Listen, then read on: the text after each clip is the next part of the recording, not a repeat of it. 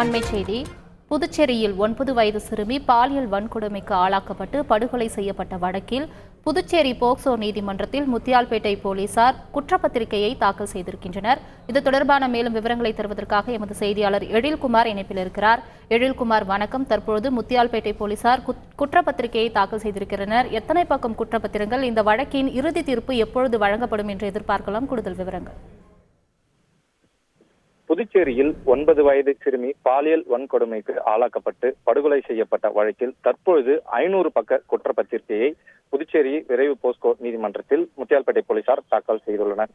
குறிப்பாக கூற வேண்டும் என்றால், இந்த 500 பக்க குற்றப்பத்திரிகை இன்று காலை முதல் ஆன்லைன் மூலமாக முத்தியால்பேட்டை போலீசார் பதிவேற்றம் செய்தனர். அதனைத் தொடர்ந்து தற்பொழுது குற்றப்பத்திரிகையை கிழக்கு பிரிவின் காவல் கண்காணிப்பாளர் லட்சுமி சௌஜன்யா மற்றும் முத்தியால்பேட்டை காவல் ஆய்வாளர் கண்ணன் ஆகிய இருவரும் இந்த 500 பக்க குற்றப்பத்திரிகையை புதுச்சேரி நீதிமன்ற வளாகத்தில் உள்ள போஸ்கோ விரைவு நீதிமன்ற நீதிபதியிடம் தற்பொழுது தாக்கல் செய்துள்ளனர்.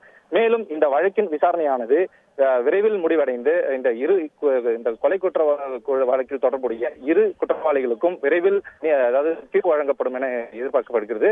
மேலும் இருவர் மட்டுமே இந்த கொலை செய்யப்பட்டதன் காரணமாக அவர்கள் இருவருக்கும் இந்த தண்டனை குறைந்தபட்ச 1 ஆயுள் அல்லது 2 ஆயுள் வழங்கப்படும் எனவும் இந்த நீதிமன்றத்தில் உள்ள மூத்த வழக்கறிஞர்கள் கருத்து தெரிவித்துள்ளனர். எனவே இந்த 9 வயது சிறுமி படுகொலை செய்யப்பட்ட வழக்கில் தற்பொழுது 500 பக்க இந்த குற்றப்பத்திரிகையை போஸ்கோ விரைவு நீதிமன்ற நீதிபதியிடம் முத்தியால்பேட்டை போலீசார் சமர்ப்பித்து தாக்கல் செய்துள்ளனர்.